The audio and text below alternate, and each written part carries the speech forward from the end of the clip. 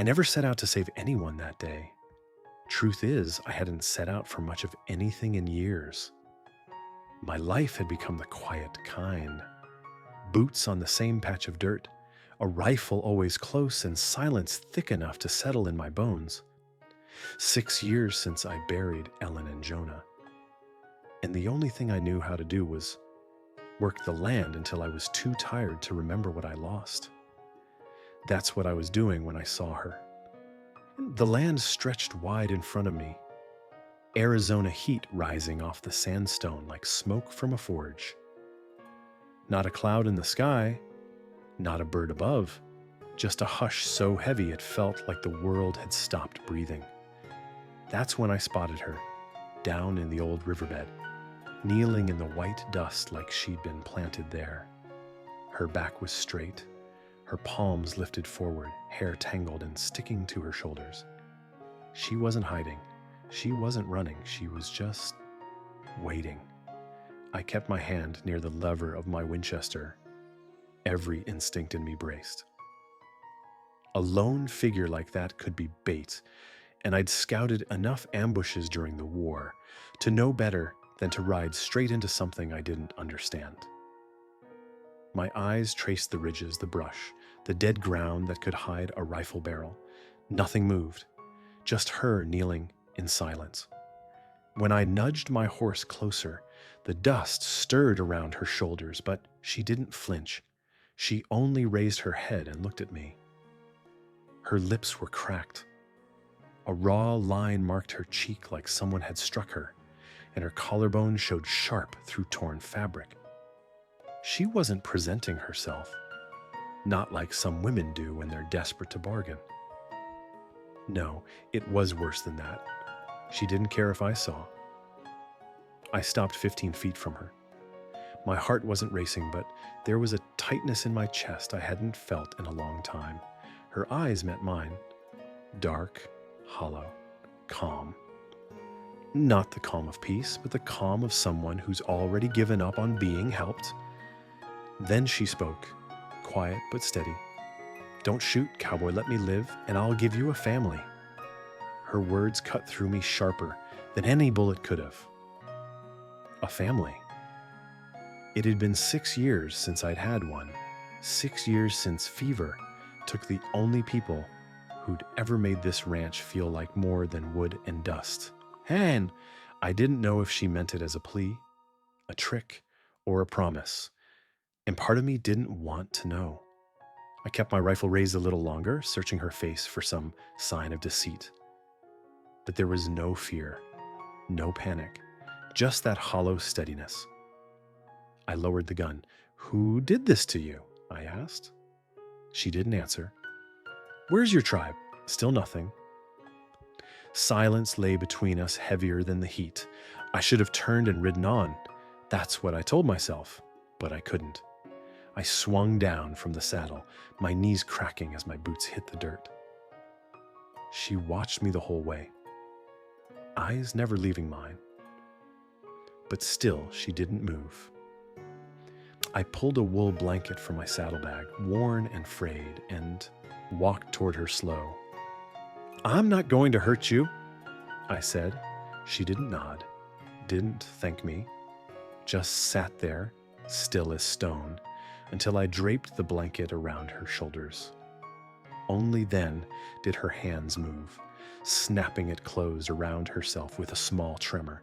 Her name, I'd later learn, was Suma. But in that moment, she was just a woman on the edge of nothing. And for reasons I couldn't explain, I let her stay. That night, she washed out back, using a half-filled bucket of cold water. I sat inside, pretending to busy myself with firewood. But I heard every splash, every small gasp when the water hit her raw skin. When she came back in, her wet hair clung down her back and her face looked cleaner, sharper. She pulled the blanket tight and sat near the hearth without a word. I laid out a thin mattress for her and kept to my routine, rifle by my side, lamp low, silence thick. Only this time the house didn't feel so empty. I don't know why I didn't ride on. Maybe it was the way she never cried. Maybe it was the way she kept her head level, even with nothing left. Or maybe it was just those words, still lodged in my chest. Let me live and I'll give you a family. I'd buried everything I ever loved on this land, and I had stopped believing there was anything left worth waiting for. But that night, sitting across from her in the glow of the fire, I felt the faintest pull towards something I hadn't known in years. Not love, not even hope, just presence. And I want to say this before we go further.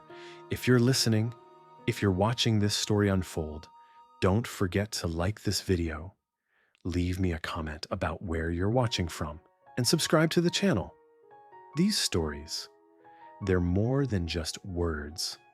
They're the echoes of people who lived hard, loved harder, and left behind truths worth remembering. That's how it began for me and Suma. Not with trust, not with promises, but with a choice. I lowered the rifle and she stayed. Two broken souls sitting in the same silence, breathing the same air, waiting to see what tomorrow would bring. And though I didn't know it then, that moment in the dust would change everything that came after. Bringing her back to the ranch wasn't something I had planned. And yet there I was, guiding my horse across the dry trail with her slumped in the saddle ahead of me. Her body leaned forward, every bump in the trail making her wince, though she never cried out. The sun was hot on my neck, sweat trickling down between my shoulders, but all I could think was how light she felt in my arms. Too light. Like someone who had been emptied out and kept walking anyway. When the house finally came into sight, just 2 rooms and a leaning barn against a stretch of brittle yucca, I felt a strange pinch in my chest. That place had been quiet for too long, haunted by voices I could no longer hear. And now I was about to walk another soul across its threshold. I swung down, knees stiff, and reached up to steady her. She tried to stand on her own, but her legs buckled. I caught her by the waist, felt the heat burning through her skin, and muttered, "You're burning up." She froze at my touch, like she wasn't sure if she should flinch or lean. But she didn't pull away. I guided her toward the porch, the boards creaking under our weight. She held to the railing as though it might decide whether she stayed standing. I pushed open the door and stepped aside. "Go on," I said. She hesitated, eyes scanning the doorway like it might be a trap, then stepped inside. The room was bare. A table, 2 chairs, a cot, a stove. No mirror, no pictures, no softness of any kind. My wife's touch had been buried with her, and I never tried to replace it. Suma's eyes moved across the room, taking it all in, but she didn't look surprised. Maybe she was used to places that had nothing in them. I pulled a tin cup from the bucket near the door, filled it with stale water, and set it in front of her. "Drink," I said. She lifted it with both hands, sipped slow at first, then drained it all in one go. I filled it again without a word. Her voice was rough when it came. "Suma." It took me a second to realize she was giving me her name. "Grady," I answered, tapping my chest. Her lips moved around the sound like she was testing it. She set the cup down, her fingers lingering on the rim, then folded her hands in her lap, eyes never leaving me. It wasn't the look of trust, more like someone gauging whether I'd turn on her if she blinked too long. "You can wash up out back," I said, nodding toward the door. "Bucket's half full. I'll stay inside." For a moment, she didn't move, just studied me as though waiting for the catch. Finally, she rose, pulled the blanket tighter around her, and stepped outside. I stayed by the stove, crouching to light a small fire, but my ears caught everything. The creak of the bucket, the splash of cold water, the faint gasp when it struck her skin. I kept my back turned when the door opened again. Her hair hung wet, her skin cleaner but raw. She pulled the blanket close and settled near the fire, knees drawn up, silent as a stone. I spread a thin mattress on the floor, laid out another blanket. "You can sleep there," I said. She nodded once, then lowered herself down, her body folding inward like someone bracing for a blow. I sat at the table, rifle leaning against my knee, lamp burning low. That was my routine, the only thing that had kept me company all these years. But that night the silence felt different, not lighter, not easier, just not empty. I told myself it was nothing. She was a stranger, wounded, half-starved, needing shelter. Tomorrow she might be gone. But when I glanced toward her, the blanket pulled tight, her breathing shallow but steady, I felt something shift. A reminder that there was still warmth in the world, even if it wasn't meant for me. When morning came, I opened the front door before the sun cleared the ridge. She was already sitting up, legs crossed, watching me with dark eyes that didn't blink much. I nodded once. "Mum, there's coffee." She didn't move. "Food's light," I added. "Fry eggs later if you want. You eat meat?" "Yes," she said, voice quieter than the crackle of the fire. I poured coffee into a tin mug and set it on the table. She stood stiff and slow and walked toward it. Her hands trembled slightly when she lifted it, steam curling against her face. I noticed then she was younger than I'd thought. Not yet 25. High cheekbones, a faint scar running along her jaw. She'd been through things. You could see it in the way she never let her eyes wander far from mine. I sat across from her, and for a long while we didn't speak. Just the sound of her sipping and the stove hissing. Finally I asked, "Why were you out there alone?" She set the mug down, eyes lowering to her hands. My brother led a raid," she said slowly. "Settlers were warned, they blamed me, said I betrayed them." "Did you?" I asked. Her head shook once. "No." I waited. She swallowed hard, voice dropping to a whisper. "One man followed me to the river. He thought I owed him.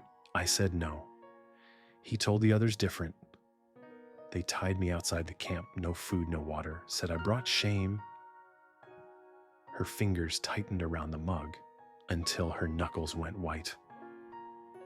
"How long you been walking?" I asked. 3 days, maybe 4.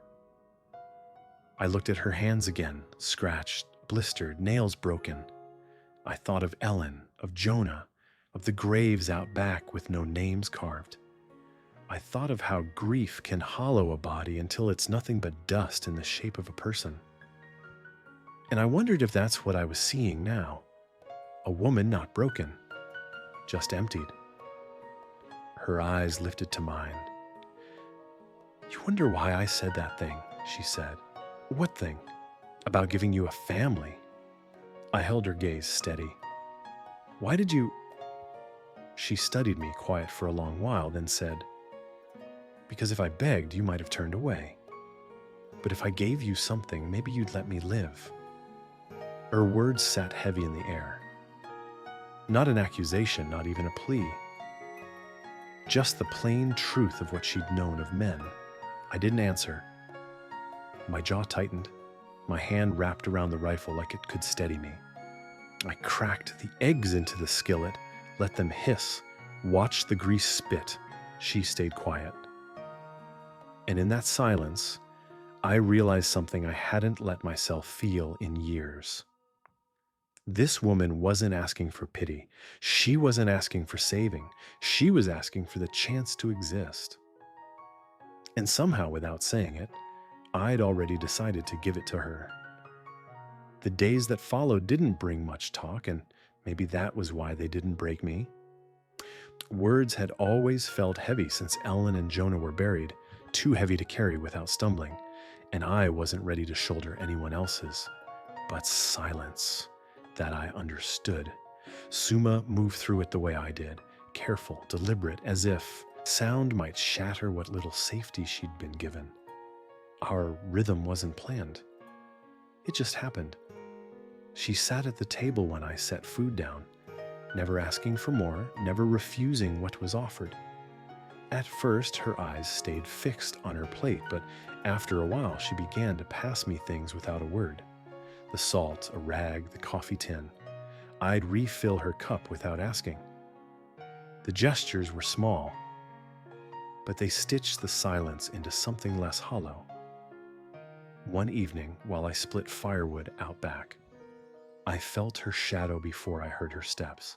She'd carried the bucket from the well, rope rough in her hands, water sloshing at the brim. She set it down near me, breathing hard. I told her, "You don't have to do that." "I know," she said, wiping her palms on her dress. "You're not earning your place here. I know that too." "Then why?" I asked. She looked at me, steady, the faint scar on her cheek catching the light of the low sun. "Because if I sit too long, I start thinking. And when I think, I go back to places I don't want to." Her voice didn't shake. It was plain, sure, and it settled something in me I didn't know needed settling. I nodded and went back to chopping wood. She stayed beside me, pulling kindling into piles. We didn't talk again, but we didn't have to. At night, she still laid her blanket by the hearth, but she no longer curled into herself like she expected a hand to strike. Instead, she faced the fire, eyes half closed, breath even. I'd sit at the table with my rifle across my knees, same as always. But I'd find myself watching the way the glow caught in her hair, the way her chest rose and fell with quiet steadiness. It wasn't desire that stirred in me, not yet. It was awareness. The kind that comes when you realize a house has stopped echoing because someone else is breathing inside it. One morning, before the sun had burned the chill out of the air, I stepped onto the porch with 2 mugs of coffee. She was already there, mending one of my shirts with a needle and thread she dug out of a crate. Her feet were bare, tucked beneath her, the blanket wrapped around her shoulders. I offered her the tin cup. Our fingers brushed as she took it. Light, quick, but enough to make me swallow harder than the coffee I held in my own hand. "You slept?" I asked. "There was no thunder," she answered, eyes still on the stitching. I didn't ask what thunder meant. Some memories need no explaining. I only nodded, sat down beside her on the steps and drank. The silence between us wasn't empty anymore. It was working, like the steady thud of a hammer or the creak of a saddle. Later that day, while I worked at the fence line, she came again, carrying nails and a hammer. She crouched beside the post and began pressing dirt around its base. I glanced at her, waiting for an explanation. She didn't offer one. She didn't need to. After an hour, sweat beaded at her temples, and she wiped it away with the back of her hand. I handed her the canteen. She gulped water, wiped her mouth, and said simply, "It holds better this way." I almost smiled, almost. That evening, the smell of beans and onion filled the cabin. I'd grown used to food being fuel, nothing more. But she moved around the stove like the act of cooking itself was a way of staying alive. Her dress was still torn at the shoulder, but she tied it tighter at the waist. Sleeves rolled high as she scrubbed the counter. For the first time in years, I caught myself pausing just to watch. Not for what her body revealed, though I noticed that too, but for the simple fact she was moving, working, living right here in the same space where I'd once thought life had ended. She caught me watching, her hands stilled, cloth dripping water onto the floorboards. How long has she been gone? She asked, voice low. 6 years, I said after a pause. Fever? Fever took her and the baby same week. She nodded once, turned back to her work. No pity, no empty words. Just silence that felt like understanding instead of avoidance. That night, she didn't ask to sleep in the barn. She laid her blanket by the fire again, only this time closer to my chair. I sat with the rifle across my knees, staring at the dark window, but I felt her presence pressing steady against the silence. Before she closed her eyes, she asked, "You plan on sending me away?" "No," I said, voice rougher than I meant it to be. "Then I'll stay." Her hand reached out, just enough to brush the toe of my boot before she folded it back under the blanket. It was a touch so small it might have been nothing, but to me it was everything. That was how it began. Not with declarations, not with trust, but with silence. Shared, steady, and for the first time in a long while, not mine alone. I'd gotten used to her silence. It wasn't heavy anymore. Not like it had been when she first stepped into my house. It was a silence that worked, that shaped itself into rhythm. But silence can only hold so much before it starts spilling over. And I could see it in her. The way her hands sometimes froze in mid-stitch. The way her eyes stayed fixed on the fire long after the flame had died. She carried a weight I hadn't asked her to name, but it lived in the space between us. It was one evening, cool enough that the air slipped sharp through the cracks in the shutters. I'd just come in from checking the fence line, dust on my boots, rifle still hanging across my shoulder. She was at the table, patching another one of my worn shirts, the needle flashing in the lamplight. She didn't look up when I set my rifle against the wall, but I could feel her eyes tracking me in that quiet way she always did. I poured her a cup of coffee, set it near her elbow, and sat down across from her. For a while, we just drank. Then I asked, "Why were you really out there alone?" Her fingers paused. Yes, the thread caught halfway through the cloth. She set the needle down slow, wrapped her hands around the cup, as if it might steady her. For the first time since she'd come here, her eyes lifted and stayed on mine. "My brother led a raid," she said, voice even but low. "Settlers. Someone warned them first. They were ready. Men died. They said I was the one who told." "Did you?" I asked. Her head moved once, sharp. "No." I waited, not pushing, just letting the silence leave room for her to go on. "There was a man," she whispered after a moment. "A traitor. He followed me to the river, said I owed him. I said no, he wanted revenge, so he told them I betrayed my own blood. They didn't ask my side. They tied me outside the camp. No water, no food. Left me for shame." Her eyes had gone far away by then, like she was back there, staring into the dark of that camp with no one listening. Her hands trembled slightly around the cup, though her voice stayed calm. "How long?" I asked. "2 nights. Then I walked." "How many days before I found you?" 3, maybe 4. I thought of her feet, torn and bleeding when I first saw her, the cracked lips, the bruises, the way she'd knelt in the dust like a stone left behind. I thought of how she'd said those words to me, "Don't shoot, cowboy. Let me live and I'll give you a family." They weren't born of deceit. They were born of a woman who'd already been thrown away. I leaned back in my chair, the wood creaking under me. My jaw tightened as her words settled inside me.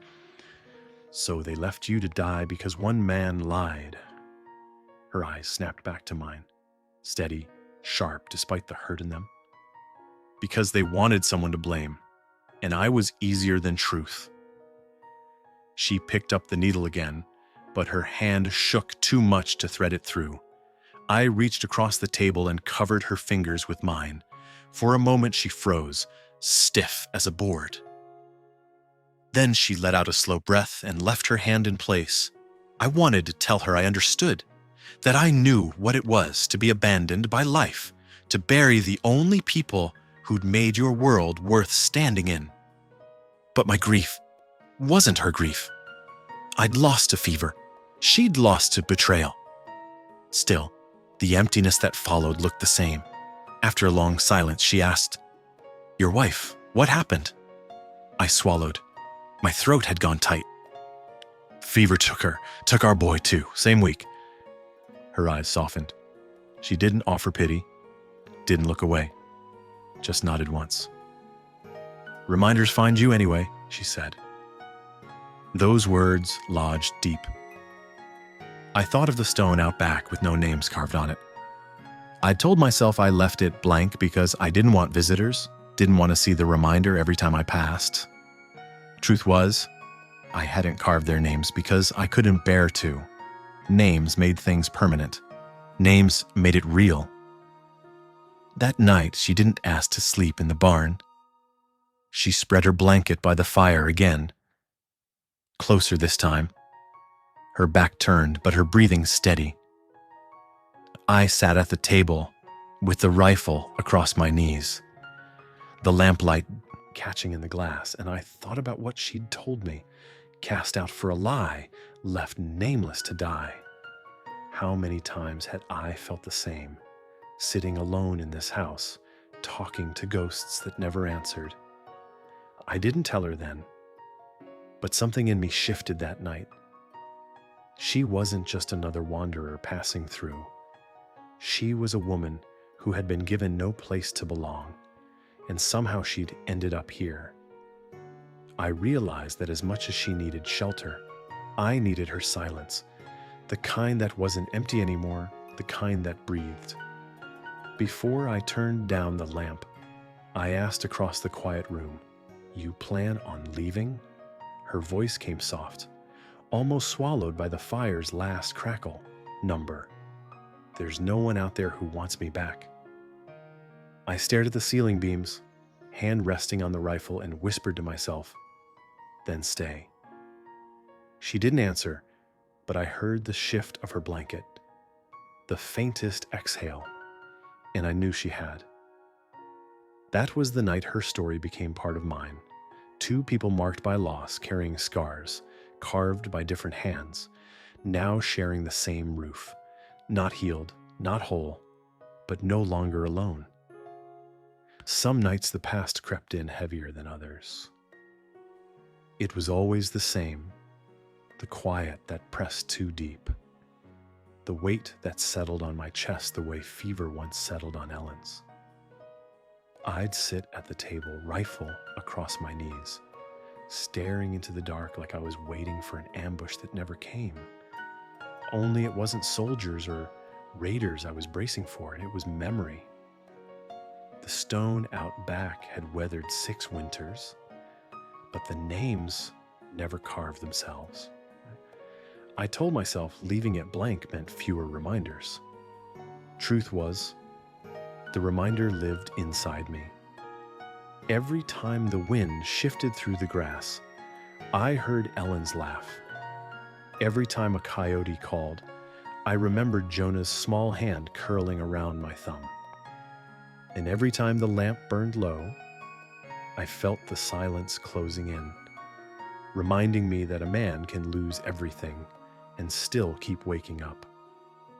Suma didn't ask about them often, but she knew. I could see it in her gaze whenever her hand stilled on her stitching, whenever she caught me staring too long at nothing. She carried her own shadows, and maybe that's why she didn't press. Sometimes, though, silence between two broken people says more than words ever could. One evening, I came in from the barn, the smell of hay and dust still clinging to me. She was sitting by the hearth, mending one of my old shirts, her legs folded under her, hair falling loose across her shoulder. For the first time in years, I felt a pull in my chest that wasn't grief, just awareness. The shape of another soul moving quiet in a house that had gone too long without breath. She looked up, met my eyes, then asked, "Did you bury them?" Her voice was steady, not soft with pity, just plain as a fence post. I swallowed hard, the words thick in my throat. "In the back, 1 stone, no names." "Why not?" she asked. "I didn't want reminders," I muttered, her hand stilled, cloth dangling from the needle. She studied me a long moment before saying, "Reminders find you anyway." That truth cut sharper than a blade. I sat down across from her, staring at the fire. The crackle filled the space between us, but her words lingered. She was right. I could spend the rest of my life pretending I'd buried the pain, but grief has a way of carving itself into the bones. Later that night, when the fire had burned low, I leaned back in my chair and closed my eyes. I heard her breathing, steady, close. She was curled on her blanket, facing the hearth, her hand tucked under her chin, not asleep, not restless either, just there. The sound of another person drawing breath in the same room. That was new, and it steadied me more than whiskey ever had. I thought of Ellen then, thought of the way her hair used to fall across her shoulders when she bent over the garden. I thought of Jonah's laugh, the way he'd clap his hands when I lifted him high in the air. I thought of fever, the way it stole sound and warmth from this house in less than a week. My chest locked up, like it always did. But this time, when I opened my eyes, the first thing I saw wasn't emptiness. It was Suma. Her face in the firelight, her shoulders rising and falling. She wasn't Ellen. She wasn't family. She wasn't even someone I knew well. But she was real, alive, breathing under my roof. The next morning, I found her out back, crouched low with her fingers pressing seeds into the dirt. I hadn't asked her to plant anything, hadn't even thought she'd try. But there she was, working the ground like she intended to stay. Her dress was still patched and torn, her feet still raw, but her hands moved steady. I stood on the porch a long time just watching. When she noticed me, she wiped her brow with the back of her hand. "Beans," she said, "from your stores." "You think they'll take?" I asked. "If there's water," she replied, "I'll keep them alive." Something in the way she said it tightened my throat. Not just about beans, about herself, about this place. I nodded once and stepped back inside. I didn't tell her then, but I believed her. That night, when the wind rattled the shutters and the fire snapped low, she didn't face away from me as she had before. She lay on her side, facing the hearth but closer, her blanket just a stretch from the leg of my chair. I sat with the rifle across my knees, my old habit refusing to die. But I kept glancing at her, the way the light softened her scar, the way her hair spilled across the blanket. "You plan on leaving?" I asked finally, my voice low. Her eyes didn't open, but she answered, "No." "You can, if that's what you want," I said. "I know," she whispered, "but there's no one out there who wants me back." I let the words hang, heavy and plain, then said, "You don't have to walk anymore." The silence stretched, only the pop of the fire between us.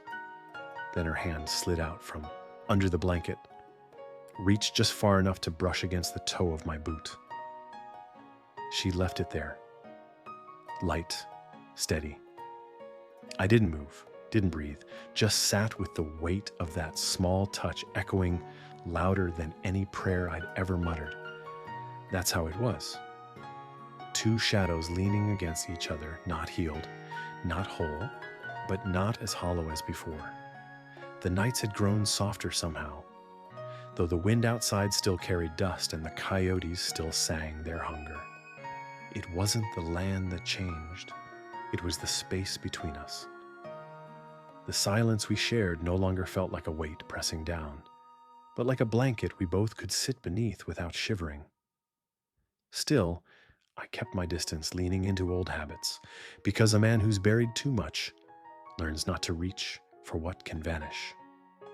One evening we sat on the porch as the sun slipped behind the ridge, the world turning that deep orange that only comes before the dark. I had a tin cup in my hands, the last of the coffee gone cold, and she was sitting near me, her knees drawn to her chest, chin resting on them. Her hair caught the light like strands of river water, and for the first time in a long while, I let myself just watch. She turned her face toward me, eyes steady. "Why don't you ever go into town?" I shrugged. "Ain't much there for me." "You don't trade?" "Twice a season," I said. "Supplies, tools, I don't linger." Her head tilted, a faint shadow of curiosity in her expression. "You afraid of people?" I shook my head, voice firmer. I just stopped needing what they offer." She looked away for a moment, then spoke so quiet I almost missed it. "My mother used to say men who live alone too long forget the shape of others." The words hit harder than I wanted to admit. I stared out at the fading sky, jaw tight. She wasn't wrong. I'd lived with silence so long it had begun to shape me into stone. Her voice came again, softer still. "You look at me when I'm not looking." I drew in a slow breath, the kind a man takes when he's been caught. I didn't deny it. "You think I'm trying to trap you?" I asked. Her eyes met mine, dark and unwavering. "No." "Then why say it?" "Because I want to know why you don't come closer." I swallowed hard, my throat dry. "Because you're still healing." She didn't blink, didn't look away. "So are you." For a long while, nothing moved but the breeze stirring her hair. Then she rose, slow, deliberate, and stepped nearer until her bare foot brushed the edge of my boot. She didn't rush. She just stood there, steady, her eyes locked on mine. My chest tightened, my hands tense on the tin cup, but I didn't pull back. Her hand came down light on my knee. Not boldly, not timid either, just steady, like she'd made a choice. My throat worked as I swallowed, my eyes fixed on her fingers, then on her face. Every part of me told me to stay still, to not break whatever fragile thread had formed between us. But my hand rose, slow as a sunrise, and I laid it gentle on her wrist. That small touch thundered through me louder than any rifle shot. She stepped closer. Our knees touched. Her breath was warm in the cooling air. "I want you to kiss me," she whispered. I hesitated, not because I didn't want it, but because I'd learned what it meant to lose. I wasn't a man who took things halfway, and I knew if I kissed her, it wouldn't be a passing thing. "I'm not a man who does things halfway," I said, my voice low. Her eyes softened, a flicker of something strong sparking in them. "I'm not asking halfway." I leaned in then, careful, my lips brushing hers like testing water that might scald. She pressed forward, sure, steady, and the kiss deepened. It wasn't rushed, it wasn't hungry. It was slow, real, the kind of kiss that says, "I see you. I'm here." My hand cupped her jaw, rough thumb brushing against the scar along her cheek. She didn't flinch. Instead, her fingers curled into my shirt, pulling me closer. Her body leaned into mine, warm and certain, and I let myself breathe her in. The earth, the faint smoke from the fire, the life she carried that had refused to be snuffed out. When we pulled apart, we didn't speak. She rested her head against my shoulder, and I sat still, my hand covering hers where it gripped my chest. The stars came out overhead, bright and fixed. watching like they'd seen 1,000 such moments before. But for me, it was the first in 6 long years.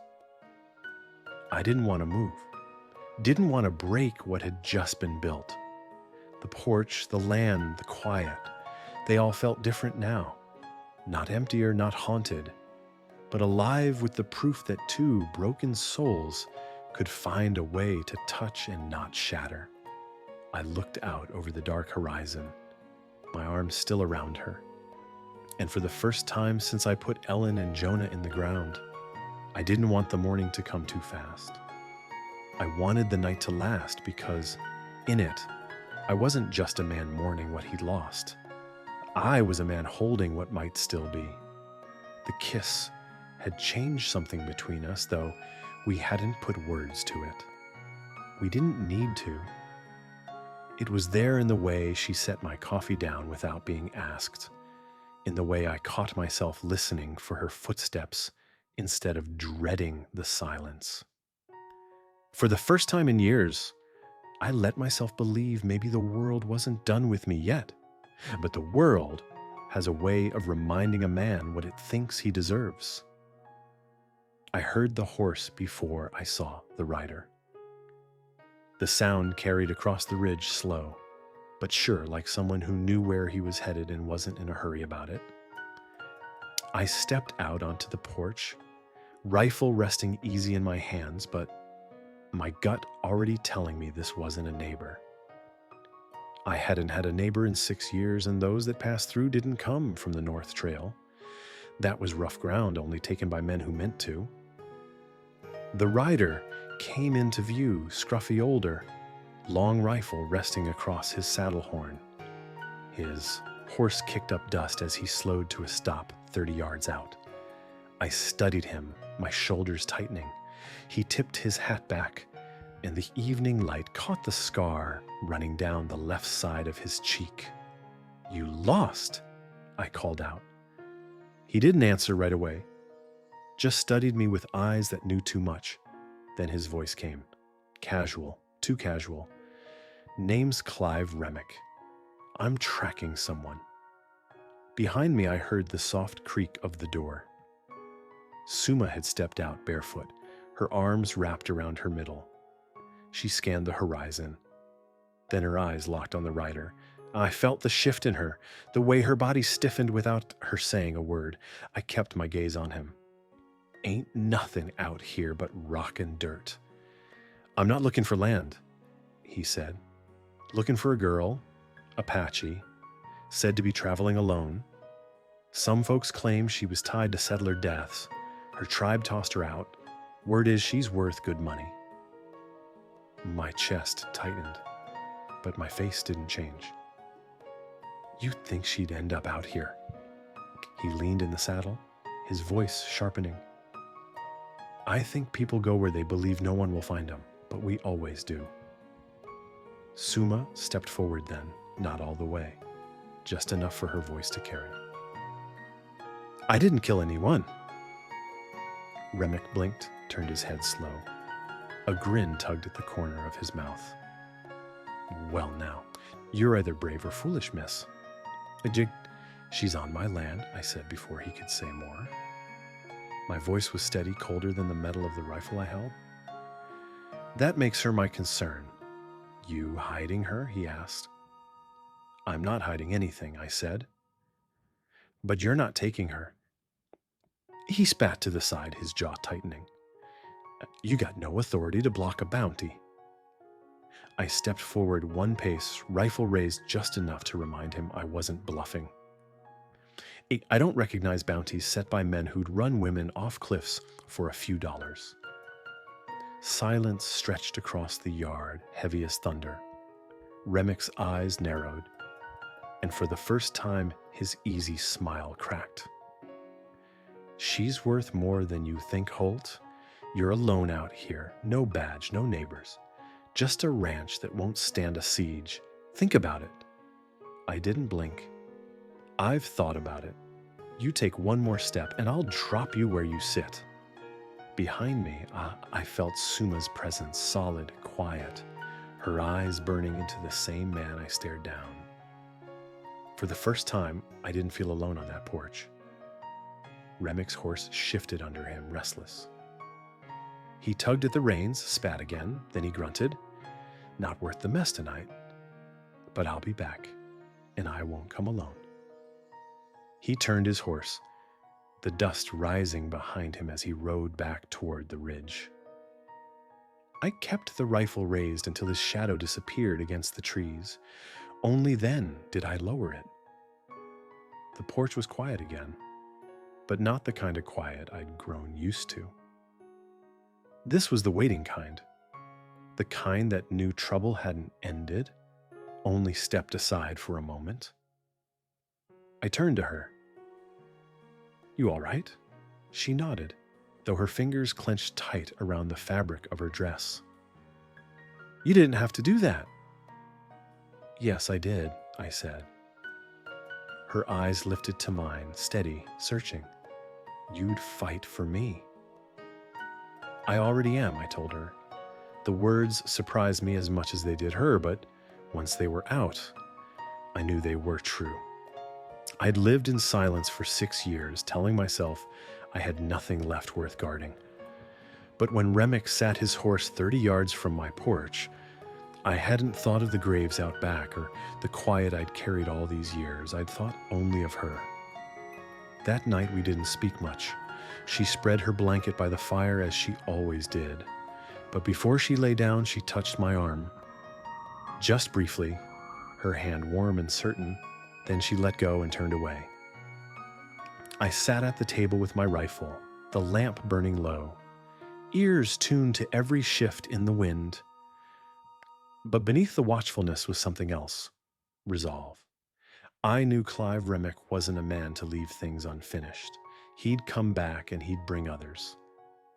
But I also knew this. They'd have to go through me to take her. For the first time in 6 years, that didn't feel like a burden. It felt like purpose. I knew he'd be back. Men like Clive Remick don't ride off into the dusk just to let things lie. They circle, they wait, and then they return with teeth bared. The ridge behind my place had been too quiet since that evening. And I'd lived through enough ambushes, in my time as a scout, to feel when danger was thick in the air. It came sharp one morning. The kind of silence that makes a man's skin prickle. The birds didn't stir. Even the wind seemed to be holding its breath. I was outside checking the fence line when I spotted the dust rising from the north. Not one horse this time. 4. I squinted against the sun and saw him, Remick, the scar on his face catching the light, and 3 others behind him. They didn't come fast, not like raiders.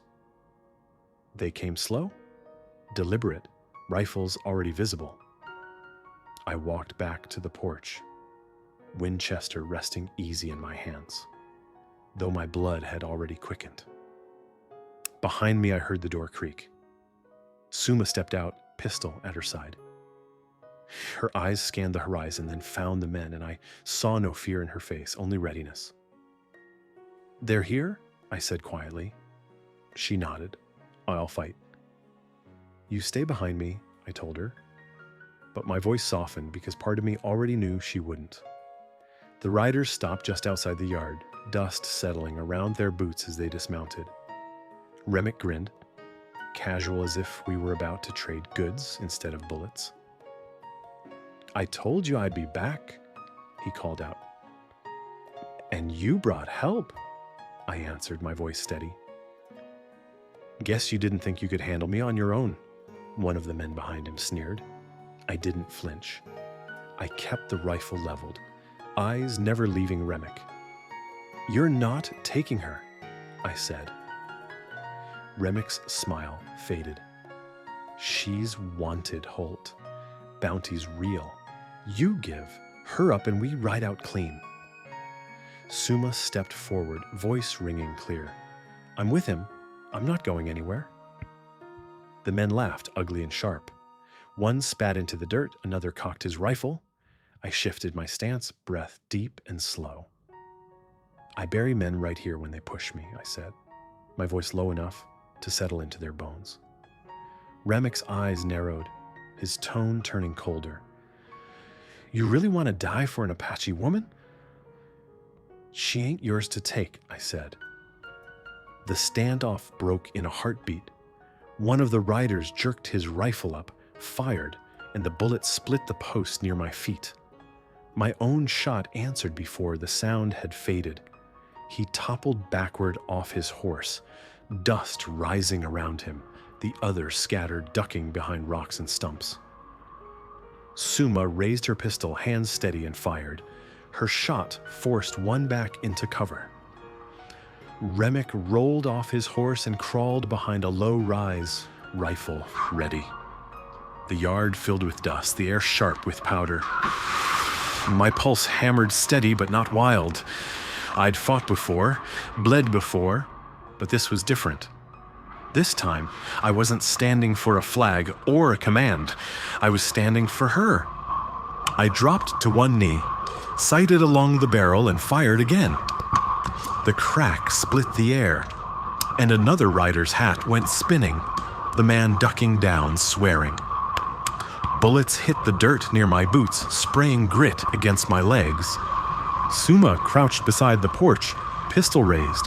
Her hair whipped across her face, but her eyes never wavered. I called over, "You all right?" "Yes," she answered, voice clear. The fight didn't last long. Outnumbered, yes, but not outwilled. My shot dropped one more, and the others lost their taste for blood. Remick cursed, firing once more before pulling back toward his horse. "You made your choice, Holt," he shouted from behind the trees. "This ain't over." Then the sound of hoofs pounded away, fading across the ridge until the land fell quiet again. The dust settled heavy, smoke still sharp in my nose. I lowered the rifle, chest rising slow, deliberate. Suma stood, pistol still in her hand, though it trembled now. I crossed the yard, took her hand in mine, and lowered the weapon. "It's done for now," I said. Her eyes met mine steady, despite the shake in her fingers. "You fought for me," she whispered. "I told you I would," I said. We buried the dead man past the fence line. No stone, no name. The earth closed over him the way it always does, without care. That night, as the crickets sang again and the wind moved soft through the grass, she sat beside me on the porch. Her hand slid into mine, fitting there without effort. "He'll come back," she said quietly. "I know." She turned her face toward me, her voice steady. "Then I'll stay. Because this is the first place I've ever fought to keep." I looked out over the dark horizon, the land I'd walked alone for 6 years, and for the first time I felt something stronger than grief, purpose.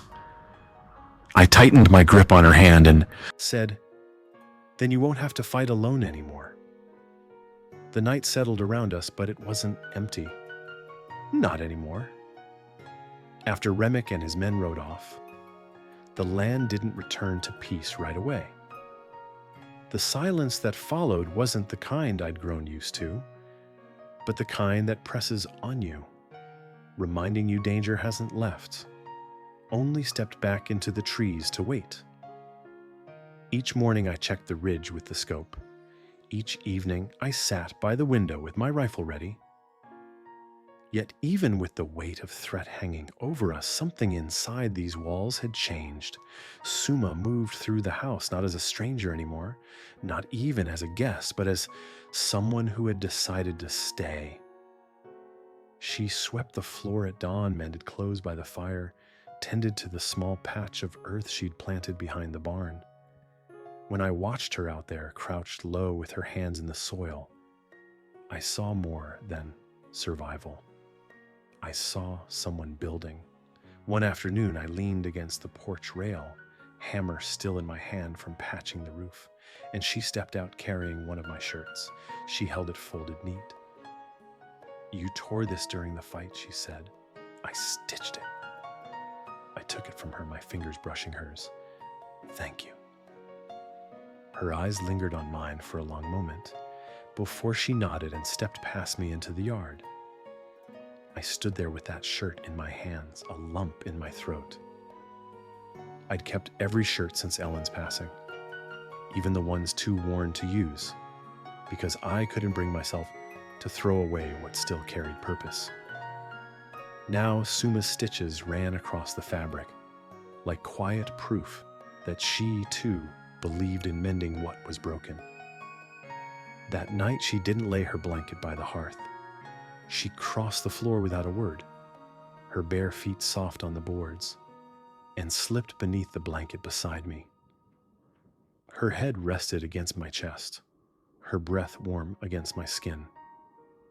I froze at first, half afraid the moment would break if I so much as moved, but then her hand found mine and placed it over her stomach. I looked down, puzzled, my voice low. "What is it?" Her eyes searched mine, steady, unreadable. "I think I'm pregnant," she whispered.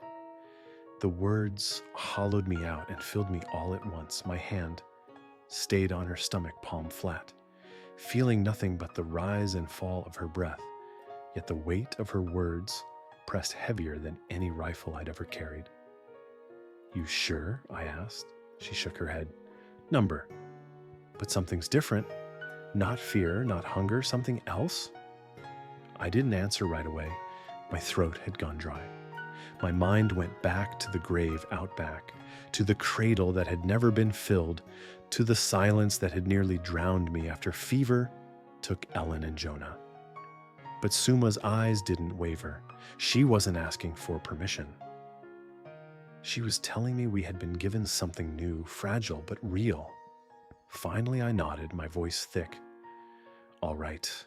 Tears welled in her eyes but didn't fall. She pressed her face into my chest and I wrapped my arm around her back, holding her steady, holding myself steady. "You don't have to stay," she whispered. "I already stayed," I said. "I lost a child once. I'll remember that pain every day I breathe. But this..." My hand pressed firmer against her stomach. "This is mine too. Ours." She closed her eyes, her breath catching. That night we didn't speak again, just lay together in the stillness, my hand never leaving the place where new life might already be stirring. The next morning I rose before the sun and stepped outside. The ridge stretched quiet and bare, but I didn't feel the pull of it anymore. Everything I needed was inside those four walls. When I came back in, she was standing at the stove, stirring something in the pan, her hair tied back, a shawl wrapped over her shoulders. She turned and caught me watching. "What?" she asked, though her lips curved in the faintest smile. I stepped forward and kissed her, slow, steady. When I pulled back, I rested my forehead against hers and whispered, "Marry me." She blinked, startled, her eyes searching mine. "Grady." "I don't need a preacher," I said. "I don't need church vows or papers. Just your word. Say you'll stay." Her hand lifted to my cheek, her thumb brushing the stubble there. "You already know the answer. Say it anyway." "I'll stay," she whispered, "and I'll raise this child here with you." I kissed her again, and in that kiss I felt the ground shift beneath me. For 6 years I'd been a man living in shadow, clinging to memory, waiting for the end. Now, for the first time, I felt the beginning of something worth protecting. That afternoon we worked side by side, reinforcing the fence line, mending the roof, patching the barn wall. It wasn't preparation for war, it was preparation for life, a child, a family, a home. That night, lying beside her again, I placed my hand gently on her stomach and whispered something I hadn't said aloud in years. She stirred. "What did you say?" I swallowed hard, my voice breaking quiet across the dark. "I said we'll give this baby a name. No more unnamed graves." Suma turned her face toward me, tears shining in the firelight. And for the first time since I'd known her, she cried. Not from pain, not from fear, but because she believed me. And for the first time in my life, I believed myself too. Spring came slow that year, but when it did, the air carried a sweetness I hadn't breathed in a long time. The cottonwoods sprouted pale leaves along the creek. Wildflowers stitched their colors into the hills, and behind the barn, the patch of earth Suma had claimed pushed green shoots stubbornly through the soil. I used to think the land had gone dead, that nothing new could grow on ground watered with grief. I was wrong. The day our daughter was born, the house changed forever. The walls that had once held only silence now echoed with a cry so sharp and small it near brought me to my knees. I cut the cord with trembling hands, wrapped her in an old shirt, and laid her against Suma's chest. She was tiny, fierce, her fists balled, her voice loud enough to shake the ghosts from the rafters. Suma looked down at her, then up at me, and whispered, "I didn't think I'd live this long." I pressed my forehead to hers, tears I hadn't meant to show burning my eyes. "Neither did I said. We named her Elena. I carved her name into a plank of pine and nailed it to the front gate, not as a warning, but as a welcome. For 6 years I'd lived with a grave out back that bore no names, just a stone left blank because I hadn't had the courage to face the weight of carving letters into wood. Now I cut them deep, clean, steady. No more unnamed graves. No more pretending that forgetting could protect me from pain. Life steadied after that. Remick never returned. Maybe he died on the road. Maybe he decided one Apache woman wasn't worth the blood already spilled. Either way, I stopped waiting for his shadow. The mornings were no longer spent scanning the ridge for trouble, but watching the sun rise over the beanstalks curling around the fence. Suma no longer kept the pistol beneath her pillow, and when the coyotes sang at night, she didn't flinch. Our days became simple in ways I hadn't thought possible. I fixed fence posts, cut firewood, and hauled water from the well. Suma cooked, sewed, and tended to the garden. Her movements slower now with Elena in her arms, but never without purpose. At night, when the baby cried, I walked her across the floor, her tiny fingers curling around mine, her breath soft against my chest. I'd hum low, tuneless, until her eyes closed, and sometimes I'd find Suma watching us. Her face lit by the fire, her eyes carrying that same steady strength that had met me in the riverbed the first day. There are lessons a man learns too late if he isn't careful. I thought survival meant keeping everyone out, shutting every door, speaking only when I had to. I thought silence was safety. But I see now that silence can be a coffin if you let it. It takes another voice, another set of hands working beside yours to remind you that living is more than breathing. Suma taught me that. She showed me that love isn't begged for or bought. It isn't owed. It's chosen day after day, even when it's hard. I still walk to the graves out back sometimes. I place a hand on the stone, blank though it is, and I whisper Ellen's name, Jonah's too. I tell them about Elena, about how she kicks her legs when she hears the wind, about how she curls her fist in Suma's hair, about how she already knows how to laugh. I tell them I never stopped loving them, but I also tell them I finally stopped dying with them. They deserve that honesty, and so do I. One evening, as the sun dipped low and the crickets began their song, Suma sat beside me on the porch, Elena asleep in her arms. She leaned her head against my shoulder, her voice soft. "You never told me why you stopped living after they died." I stared at the horizon, breath slow, because everything felt like pretending after that, even breathing. She shifted the baby, her fingers brushing mine. And now, I looked at her, then at the child in her arms. Now it feels like starting again. She smiled faintly, eyes glistening. I used to think love was something you had to prove, something you survived for. And now, I asked, now I think it's something you stay for, she said.